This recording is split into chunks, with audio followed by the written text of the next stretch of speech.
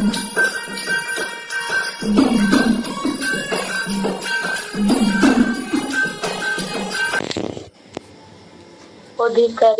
আচার্য বৃন্দ পূজা অর্চনার্থে মন্দিরে যে শ্রী বিগ্রহ অর্থাৎ বিগ্রহ প্রতিষ্ঠা করেন এবং যারা সমস্ত মন্ত্র অনুসারে ভগবানকে উপলব্ধি করেন, সেই বিগ্রহের সঙ্গে ভগবানের আদি স্বরূপের কোনো পার্থক্য নেই। শ্রীকৃষ্ণই ভগবানের আদি স্বরূপ এবং তিনি বলদেব, রাম, নৃসিংহ, বরাহ ইত্যাদি অসংখ্য রূপে নিজেকে বিস্তার করেন।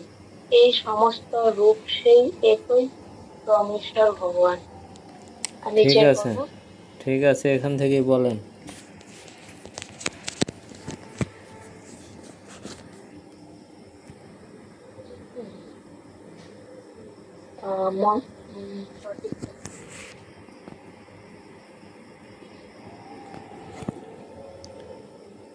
চুপ করে রইলেন কেন? বলুন, কি বুঝতে পেরেছেন? পুরাটা তো বুঝলাম না। মানে ভগবানের যে মন্দিরে যে বিগ্রহ স্থাপিত করা আছে, ওই বিগ্রহ আর ভগবানের মধ্যে কোনো পার্থক্য নেই, তাই বলা হয়েছে। শ্রীকৃষ্ণ ভগবানের আদি স্বরূপ, যেমন বলদেব, রাম, নৃসিংহ, বরাহ ইত্যাদি অসংখ্য রূপে নিজেকে বিস্তার করে। এই সমস্ত রূপ সেই একই পরমেশ্বর ভগবান। হরে কৃষ্ণ প্রভু। হরে কৃষ্ণ। তো এখানে বলা হচ্ছে মন্দিরে যে অর্চা বিগ্রহ আছে সেটা আর স্বয়ং ভগবান কৃষ্ণ একই, কোনো পার্থক্য নেই। কিন্তু আমরা এখানে তো পার্থক্য দেখতে পাচ্ছি যে একটা কাঠ, তো ভগবান কি কাঠ নাকি? ভগবান পাথর, তো ভগবান পাথর নাকি? কিন্তু আমাদের দৃষ্টিতে দেখা যাচ্ছে এটা কাঠ। বলতে পারেন আমি তো নিজে কাঠ দিয়ে তৈরি করছি, কাঠ নাকি? আপনার আর আমার সেই দৃষ্টি নেই। যখন প্রাণ প্রতিষ্ঠা করা হয় তারপর থেকে সেটা কি ভগবান থেকে অভিন্ন। কৃষ্ণ গোলক বৃন্দাবনে যেভাবে আছে, এখানে কাঠ দিয়ে তৈরি করছেন, প্রাণ প্রতিষ্ঠা করেছেন, কিন্তু আপনার বাড়িরটা নয়, আমাদের ঘরেরটা নয়। ইস্কন মন্দিরগুলোতে যেগুলো আছে সেগুলা। আপনার বাড়িতে আমার বাড়িতে বিগ্রহ থাকতে পারে, এগুলো প্রাণ প্রতিষ্ঠা নয়। কিন্তু তারপরও এক সময় কি হয়, সেবা করতে করতে তাদের কি হয়, এখানে প্রাণের সঞ্চার হয়। প্রাণের সঞ্চার হয় কিভাবে বুঝবেন? আগেও নিরামিষ রান্না করে খাচ্ছেন, এখনও দিয়ে খান, দেখেন ভক্তি করতে করতে কি হয়, ভগবান তখন ভক্তের সেই বিগ্রহে অবস্থান করেন। এর জন্য এটা হচ্ছে যে অন্য অন্য জিনিস থেকে এটার পার্থক্য আছে। আর বলছে যে এই যে আমার স্বরূপ, তুমি যে ঘরে পূজা করতেছো, সেবা করতেছো, এটাই হচ্ছে আমার কি আদি স্বরূপ, কোনো পার্থক্য নেই। কিন্তু বিষয়টা যদি আমরা উপলব্ধি করি, শরীর শিউরে উঠবে যে এই রকম মাহাত্ম্য, যে আমি ভগবানের সেবা করতে করতে চিত্রপটে এটাই কথা বলবে, কিন্তু সেটা কি সেবা করার, সন্তুষ্ট করার মাধ্যমে। এরকম নয় 2 দিন পরে কি করব, হে লাড্ডু খাও, এরকম নয়। ভগবানকে সন্তুষ্ট করা তো সহজ নয়। তার জন্য আমাদের কি করা উচিত? ভক্তি সহকারে ভগবানের নিয়ম আদি সেবা পূজা করা উচিত। এক সময় এই চিত্রপট হোক, আর পাথর হোক, আর কাঠ হোক, সেটা এক সময় কি হবে, সেম স্বরূপেই পরিণত হবে। এখান থেকে ভগবানের উপর পুরা ভরসা আর পুরা বিশ্বাসটা কিভাবে আসে? কখন কখন যে মনে হয় এটা কিছু না মনে হয়। আপনি জোরে বলুন, আপনার আস্তে বলতেছেন, বুঝতে পারতেছি না। আর কথাটা একটু ভয়েসটা কিরকম জানি আসতেছে, বলুন। আচ্ছা, যেমন ভগবানের পূর্ণ বিশ্বাস, পূর্ণ ভরসাটা কি করে হবে? যে কখন কখন মনে হয় যে এটা কিছু না মনে হয়, মানে একটা অন্ধবিশ্বাস এরকম একটা কখন কখন মনে চলে আসে, হয় কি না, মানে এরকম একটা হয়। তো কিভাবে পূর্ণ বিশ্বাসটা হবে? আচ্ছা, কিভাবে পূর্ণ বিশ্বাস হবে, আমি একটা জড় উদাহরণ দিচ্ছি। যেমন হচ্ছে কি, আমরা জন্মের পরেই কি হচ্ছি, অনেক ব্যক্তির দ্বারা আমরা কি হচ্ছি, লালিত পালিত হচ্ছি, কিন্তু মানে সর্বশেষে একজনের দ্বারাই লালিত পালিত হচ্ছি। আর যখন জ্ঞান বুদ্ধি বাড়তেছে তখন কি হচ্ছে, বুঝতে পারতেছি এই হচ্ছে আমার পিতা, এই হচ্ছে আমার মাতা। তখন তাদের উপরে ধীরে ধীরে কি হয়, বিশ্বাস উৎপন্ন হয়। এখন এটা কিভাবে উৎপন্ন হচ্ছে সেটা কি করবেন, আপনি মনে করুন আপনারা 2 বোন, আপনি সবার বড়, আরেকটা ছোট্ট এই কয়দিন আগে হয়েছে, আপনার অলরেডি বিশ্বাস সব কিছু এসে পড়ছে মা বাবার প্রতি, তা ভগবানের প্রতি আসবে না কেন? আসবে, কিন্তু সেটা সেবার মাধ্যমে, অত সহজে নয়।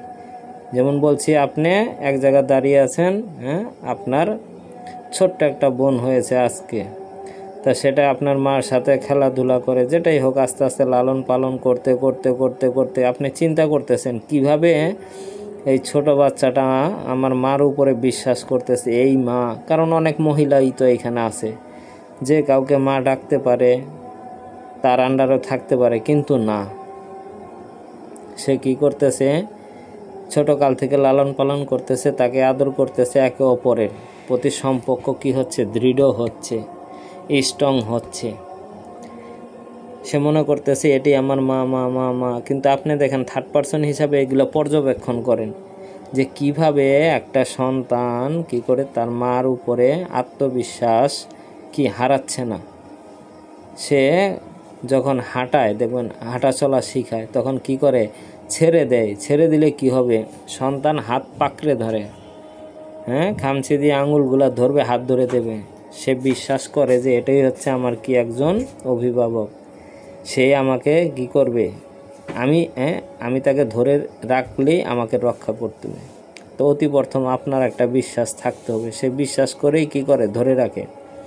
পরবর্তীতে যখন কি করে, সে একটু বড় হয়ে যায়, তখন কি হয়, বিশ্বাস থাকে, কিন্তু হচ্ছে তার প্রতি একটা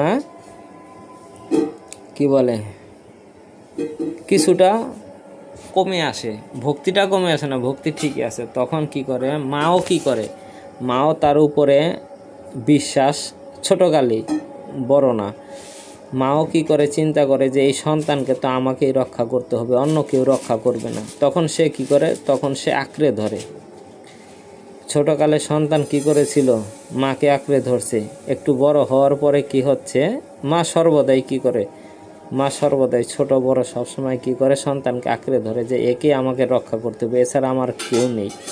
ছোট বাচ্চাও মনে করে, কিন্তু যখন আস্তে আস্তে একটু বড় হয়ে গিয়ে হয়, আস্তে আস্তে একটু আত্মবিশ্বাস কমে যায় যে না, আমি এখন কি করব, আমি নিজে নিজে রক্ষা করতে পারবো নিজেকে। মা অনেক সময় কি করে, মা হাত ধরে রাখে, না তুই হাঁটতে পারবি না, আমি তোকে কি করতেছি, ঠেলে ঠেলে হাঁটাচ্ছি। কিন্তু অনেক সময় আপনি কি করেন, হাত ছেড়ে দেন, না ছাড়ো, আমি তোমার হাত ধরবো না। তখন আপনার মার প্রতি কি হয়, একটু আত্মবিশ্বাস কমে যায়। আত্মবিশ্বাস কমে যাওয়ার কারণে নিজের উপরে বিশ্বাস আছে যে আমি কি নিজেকে রক্ষা করতে পারবো, এরকম একটা জিনিস, নিজেকে রক্ষা করতে পারবো। তখন একটু কি হয়, আত্মবিশ্বাসটা কমে যায়। তা আমাদেরও এই দুনিয়াতে কি হচ্ছে, আমাদের আত্মবিশ্বাসটা কমে গেছে। কারণ হচ্ছে কি, আমরা ডাইরেক্ট তার কাছ থেকে তো কোনো সাহায্য সহযোগিতা পাই নাই। কিন্তু যারা ভক্তিপথে আসছে তাদের দৃঢ় বিশ্বাস যে ভগবানই আমাকে রক্ষা করবে, এই পিতা মাতা রক্ষা করতে পারবে না। তখন কি করে, পিতা মাতার প্রতি সে একটু দায়িত্ব কমে যায়, কিন্তু কৃষ্ণের প্রতি তার দায়িত্ব কর্তব্য দ্বিগুণ বেড়ে যায়। ওই একটা কারণ, চরমে জানতে পারে যে সেই আমাকে রক্ষা করবে, কিন্তু এই মা বাপ নয়। তা দেখেন, অতি প্রথম বিশ্বাস ছিল খুব দৃঢ়, মাকে ছাড়াই যেত না, কেউ টানে নিলেও কি করতো, ওইখান থেকে ছুটাতে পারতো না, কারণ ছোটকালে আপনার আত্মবিশ্বাস ছিল, কিন্তু এখন বড় হয়েছেন, নিজে নিজে কিছু করতে পারেন, আর তখনই কি করেন, আত্মবিশ্বাসটা কমে যায়। তা আমরা যদি বুঝতে পারি যে পরম পুরুষোত্তম ভগবান শ্রীকৃষ্ণই আমাদের এখনও আছে, আগেও ছিল, এখনও আছে, আগামীতেও থাকবে, তখন আপনার আত্মবিশ্বাস প্রচুর পরিমাণে বেড়ে যাবে। আর এখন আপনি বুঝতে পারতেছেন না কি কারণে, ওই যে নানান জায়গায় হোঁচট খাওয়ার কারণে এরকম সমস্যা হয়েছে, বিশ্বাসটা হারিয়ে ফেলছেন। কিন্তু দেখেন এখনও আপনাকে এই কথা বলার শক্তিটা দিচ্ছে অক্সিজেন, হ্যাঁ, আলো, তারপরে হচ্ছে দেহের ভিতরে পরমাত্মা রূপে থেকে পরমাত্মাটা বের করে নেই। এক্সাম্পল, আপনার দেহের ভিতরে থেকে, বা নাকটাই চেপে ধরেন, আপনার নাকটা চেপে ধরেন, কতক্ষণ থাকতে পারবেন? অক্সিজেনের প্রয়োজন পড়ব। ভগবান এই দুনিয়াতে সব জায়গায় অক্সিজেন দিয়ে রাখছে। সুন্দর নিঃশ্বাস টেনে নিচ্ছেন, আবার ছাড়ছেন, বন্ধ করে রাখেন তো। যদি তার ভরসায় না চলতে চান, অস্বীকার করেন যে না আমি কারো ভরসায় চলি না, ঠিক আছে চলুন তো, নাক বন্ধ করে রাখুন, চোখ বন্ধ করে হাঁটুন। এটা হচ্ছে এক দুইটা এক্সাম্পল দিলাম। যখন কি হয়, বিছনায় পড়ে থাকে মানুষ, হাত পাও কাজ করে না, ভগবানই কি করে, সেই শক্তিগুলার আস্তে আস্তে গুটিয়ে নেয়, হাত থেকে শক্তি গুটিয়ে নেয়, পা থেকে শক্তি গুটিয়ে নেয়, আস্তে আস্তে বিছনায় ফেলে দেয়। তাহলে চিন্তা করে দেখুন, কেন বিশ্বাস করবেন না আপনি? আপনাকে কি করতে হবে, সেই উপলব্ধিগুলা, এই গ্রন্থ পড়বেন, গ্রন্থ পড়লে কম বেশি অবশ্যই সেই জিনিসটা বুঝতে পারবেন। ঠিক আছে রূপা মাতাজি।